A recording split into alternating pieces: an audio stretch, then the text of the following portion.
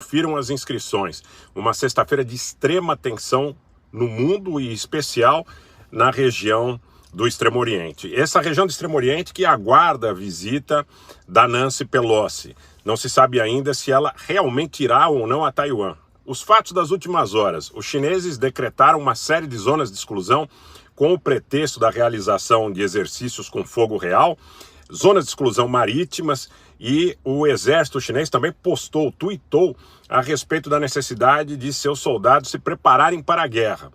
Esta postagem teve mais de 800 mil likes, teve mais de 800 mil sinalizações positivas.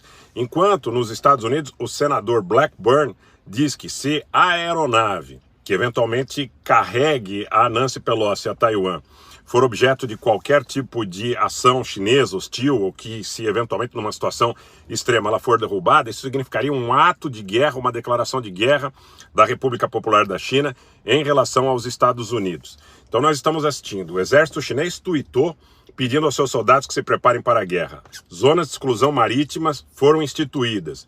Ao mesmo tempo, os Estados Unidos está deslocando o porta-aviões Ronald Reagan para a região do mar da China Meridional.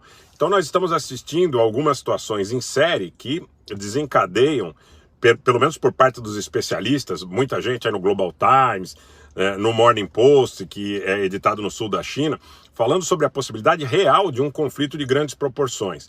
Os chineses sempre são muito discretos em relação a qualquer tipo de atividade que eles possam desenvolver no curso de uma ação de hostilidade ou de enfrentamento. Desta feita está sendo muito diferente. Eles vão ao Twitter, eles vão às redes sociais, vão aos jornais que costumam ser porta-vozes das ações do governo, do exército, e estão falando numa linguagem muito dura.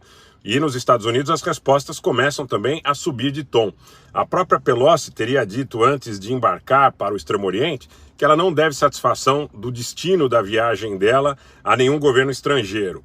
Então, você somando tudo isso, analisando inclusive esta linguagem que tem sido utilizada a nível retórico por parte das autoridades chinesas, das autoridades dos Estados Unidos e da mídia que serve a interesses de uns e de outros, e aí eu coloco do lado dos Estados Unidos CNN, ABC, todo esse rol aí de mídia na Europa, BBC e tal, esse pessoal tem falado muito claramente que os Estados Unidos não devem se curvar à determinação do governo da China. Em contrapartida, os meios chineses, a Xinhua ontem, por exemplo, ela foi muito taxativa. Ela disse o seguinte: o presidente Xi advertiu o presidente Biden que quem brinca com fogo se queima.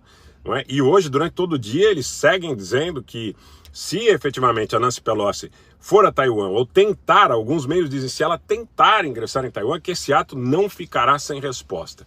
Então talvez nós estejamos numa situação de tensão, de antessala, que preceda alguma coisa, gente, maior do que está acontecendo na Ucrânia.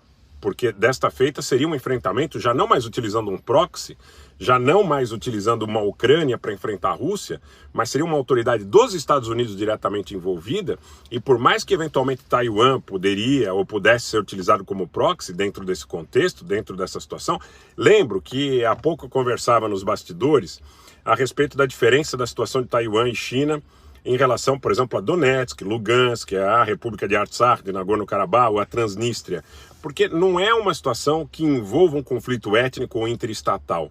É uma situação que, na realidade, envolve o final do período do conflito interno chinês, onde você teve um grupo que acabou migrando para a ilha com o objetivo de preservar a sua ideologia, o seu armamento, enfim, o seu lado naquele conflito entre chineses. Então, na realidade, é um conflito entre chineses. Em decorrência disso, a República Popular da China não reconhece Taiwan e nem o governo dos Estados Unidos, como a enorme maioria dos países, também não reconhece Taiwan como sendo um país independente ou esteja, eventualmente, na pauta de qualquer país. São aí 14, 15 países, o maior deles hoje é o Paraguai, que reconhece Taiwan.